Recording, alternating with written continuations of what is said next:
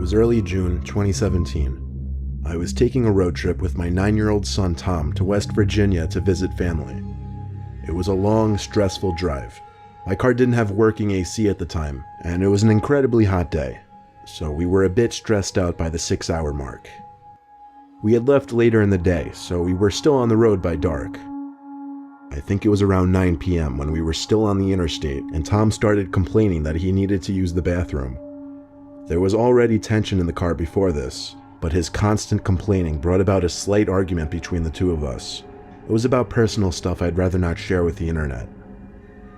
At last, I saw a blue rest area sign zoom past us on the interstate, so I veered off into the rest area. It had a small building with 2 bathrooms, a couple vending machines, and a few benches. That was it. There were no other cars parked nearby besides some big white pickup truck. As I pulled up next to the building, Tom got out in a hurry and ran to the bathroom. I left the car on because I knew he'd be back soon. Like I said, I don't want to get into personal stuff like why we had a bit of an argument, but it seemed we were at that stage where we weren't exchanging words anymore. I figured the rest of the ride would be silent. About a minute later, the back door opened and then shut. I wanted to say something to Tom, but I didn't know what to say, so I just stayed quiet and drove off. I noticed that the white pickup truck parked nearby was leaving as well. In fact, he was close behind me. I veered back onto the interstate and into the left lane, and the pickup truck did the same. I stepped on it a little, and so did he. He started flashing his lights, so I switched to the right lane, thinking he was nothing but an aggressive driver. But as soon as I switched to the right, so did he. He was still flashing his lights. I pulled into the right lane and started to slow down. He sped up, still in the middle lane, and when he caught up to me, he slowed down and lowered his window. I did the same, and he started yelling something to me, pointing at my car. He looked like a creepy, sketchy dude at first glance. I couldn't hear a word he was saying, so he pointed for me to pull over to the side. I told Tom to keep calm. In my head, I was saying if this guy tried to do anything funny, I would floor it. The pickup pulled up behind me on the grass, and the guy came out of his truck running to my car. I put the car back in drive as my heart was racing, ready to drive. But then he screamed, "Wait." He got to my window and said, "That's not your kid," and pointed to the back seat. As he said this, I was confused and said, "What?" He said, "That's not your kid that got in your car." Suddenly, the back right side door opened, and I turned to see someone getting out of my car, not my son Tom.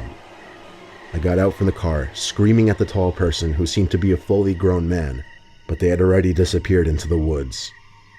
I looked at the driver of the pickup and thanked him as I suddenly panicked, thinking about what could have happened to Tom. I got back in my car, crossed the grass between the interstate, and drove back to the rest area. The guy in the pickup followed me. We got back there in like 30 seconds to find Tom waiting outside the rest area bathroom. He got back in the car, all confused. I explained everything to him, almost out of breath, as did the pickup driver. I thanked the guy one more time before he drove back to the spot he was sitting in before. Tom was so intrigued about what just happened, and I was so disturbed that we were back on good terms again. We chatted the whole rest of the way and told family about it as soon as we arrived. I never even got to see what the person who got in my car looked like. Honestly, maybe I should be happy I never turned around to look at them, because I don't know what they would have done.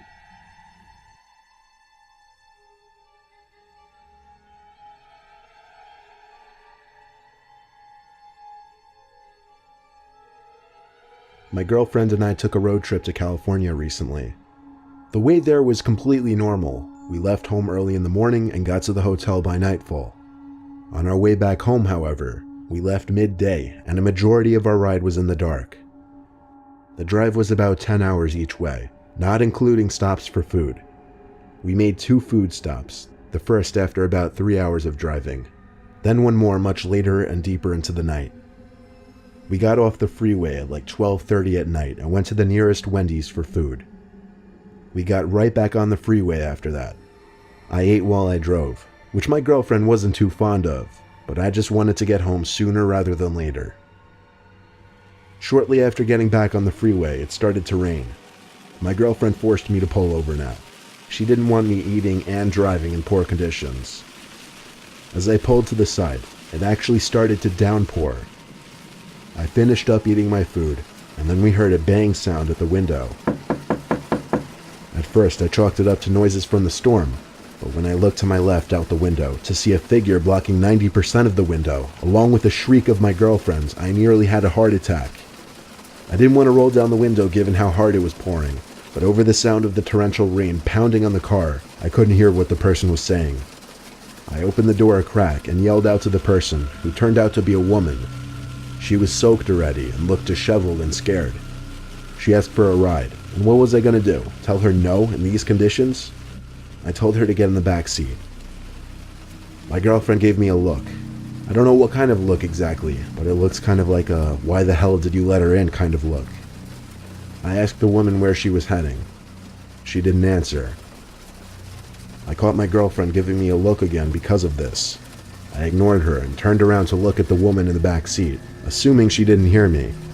But as creepy as it was, she was actually looking right at me with a cold, unfriendly face. I'd say it was a neutral, blank face, but something about it was just off-putting. I repeated my question, and she just shrugged her shoulders and laughed. I looked at my girlfriend, who was once again looking at me. I said out loud that I'd be dropping the woman off at the next town we crossed. I guess I was announcing that to both my girlfriends and the woman. As we got back onto the barren highway, there was a sudden ear-piercing screaming sound coming from right behind me, and the woman sitting behind me suddenly wrapped her arms around my throat. I slammed on the brakes as I was struggling to breathe, almost sliding into the divider. My girlfriend, quote, slashed at the woman's face with her long nails. The screaming turned from a deranged, angry kind of screaming to screams of pain and agony. I got out of the car as she had her hands pressed up against her face in agony. I then opened the back door, grabbed the woman with both hands, and literally threw her out of the car into the rain. She started begging, "Please, please," over and over as I looked down at her. But that's all she said. She cried as she kept saying the word "please." I ignored her and got back into my car and locked it. As I put the car in drive, there were bangs at the window as the woman started screaming again. Her screams once again sounded like the screams of a deranged mental asylum patient. I drove away casually as she was no longer a real threat, or at least not that I knew of. My girlfriend quickly got on the phone with the police and warned them of some suspicious, unstable woman lurking around the highway. We didn't stop again though. We went straight home from there, obviously a bit shaken up and whatnot, but I didn't want to be thinking about that incident for any longer than I had to.